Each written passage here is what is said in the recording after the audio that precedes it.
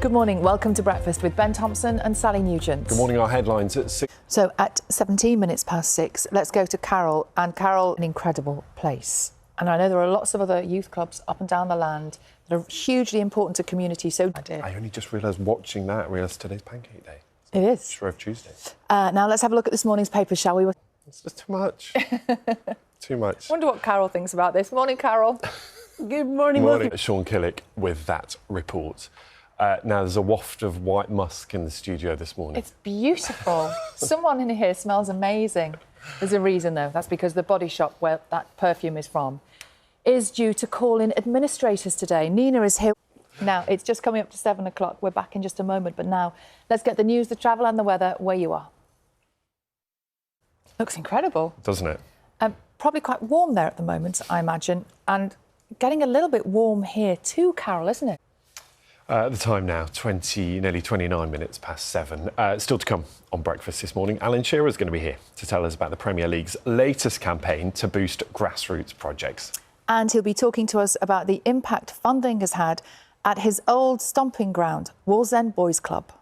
That's to come on the programme for you a little later. But let's get the news, travel and weather where you are. See you shortly. Now, at 7:48, let's go to Carol, who has news of things being a little bit... Love them.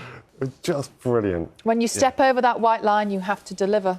Yep, he's right. And one game at a time. One game at a time, one day at a time.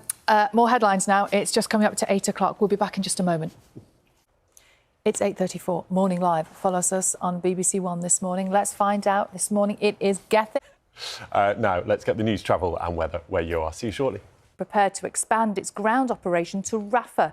Fears growing for the people who find themselves unable to flee any further. In the early hours of yesterday morning, a raft of airstrikes hit the Gazan city of Rafah at the southern border with Egypt, previously an area that had been declared as safe. Before the war between Israel and Hamas, Rafah was home to around 250,000 people.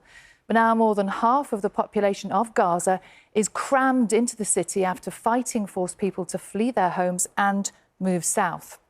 The Hamas-run health ministry says more than 28,000 Palestinians have been killed and nearly 68,000 wounded since the attacks on Israel began on the 7th of October. On that date, Hamas took more than 250 Israelis hostage, and although many have been released, there's still 134 believed to be missing. The latest two hostages to be freed are Fernando Marman and Louis Ha, who were reunited with their families yesterday after more than 4 months apart. Well, across Gaza, there are scenes of devastation and heartbreak.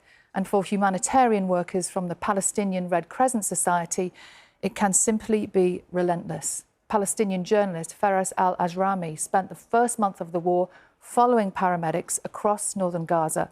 This is their story. Well, in response to that report, the Israel Defence Forces said any claim that we intentionally target Red Crescent or medical workers is baseless and untrue. They said we act in accordance with international law and take feasible precautions to mitigate civilian harm in our operations. The body shop, that shop you will have seen on many high streets up and down the country, is expected to call in administrators today.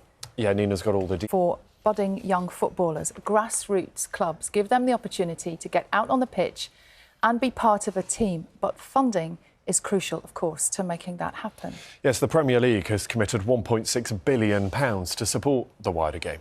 Alan Shearer has gone back to his boyhood team to see how investment there has made a difference. You can watch the full feature with Alan Shearer and Ishmael on Football Focus at midday on Saturday. You are watching BBC Breakfast, the time now 8:59. Good morning, our headlines at 9 o'clock. Remarkably warm, Carol has been telling. Lovely that it's found a new home. Such a great story. I love that. Now, the body shop is expected to call in administrators today, and Nina has been watched over. On that date, Hamas took more than 250 Israelis hostage, and although many have been released, there's still 134 believed to be missing. Well, the latest two hostages to be freed are Fernando Simon Marman and Louis Ha, who were reunited with their families yesterday after more than 4 months apart.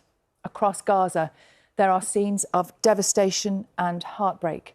And for humanitarian workers from the Palestinian Red Crescent Society, it can be relentless. Palestinian journalist Faraz al-Ajrami spent the first month of the war following paramedics